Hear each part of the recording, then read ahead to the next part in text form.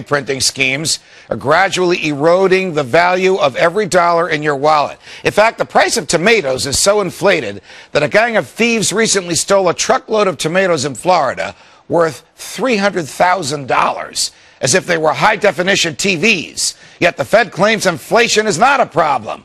Joining me now to discuss this is Sean Stone, a student of the Fed and the son of the award-winning film director Oliver Stone. Sean, it's a pleasure. Welcome to Freedom Watch. Thank you, Judge. So I guess these guys decided it would be more profitable to steal $300,000 in tomatoes than $300,000 in cash, because they knew that the price of value of tomatoes would go up quicker because the price of cash is the value of cash is going down. It's being devalued. I guess they're not buying gold; they're buying tomatoes. But I guess this has to do with the futures markets. No, they're predicting. Maybe they're working for Wall Street and they're keeping the futures prices high. What's your thought about the Federal Reserve pumping cash into the economy when things like tomatoes and corn and bread and milk and beer and gasoline are all going up?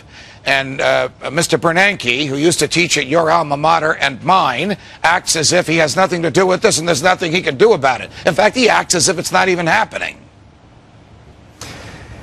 Well, I guess he's not out buying gas and groceries and everything that most people are having to spend money on. Obviously, I think the Fed's bailout is continuing, the issuing of money towards Wall Street.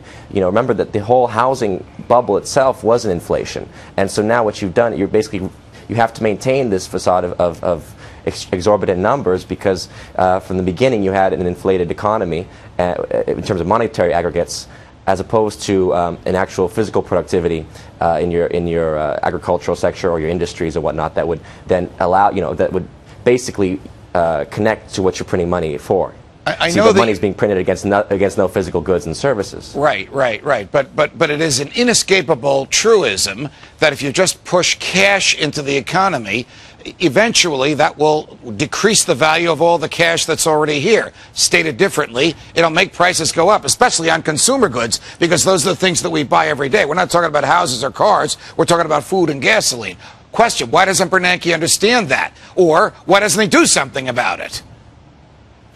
Well, as I say, I think that he's trying to continue to bail out Wall Street. Right. Remember, we were talking about $1 trillion, since the quantitative easing was passed last year, going towards the banks and trying to basically keep their assets and their investments stable in some form. So they're putting the money out there really to pay themselves. The Constitution says that the Congress shall have the power to coin money and determine the value thereof.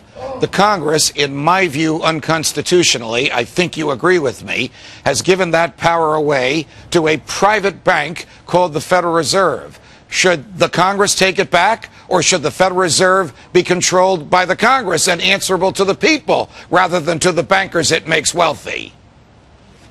Well, absolutely. I mean, there's no doubt that, as you say, the Constitution stipulates Congress's ability to coin, and ultimately, yes, we have to take it back. Now, whether you do it via FDR, what he did, which was putting his man Eccles into the chairman, to the position at the Federal Reserve, or whether or not you actually go to a greenback system, which was much more radical in terms of actually printing money through the Treasury and not paying interest every time. We're basically, every time the Fed is putting out money, the American people owe interest on the money that the Federal Reserve is issuing. I think that this cartel of bankers and the government is so powerful it will take a sea change in the thinking of the public before the Federal Reserve goes away. Sean Stone, it's a pleasure. Thank you for joining us.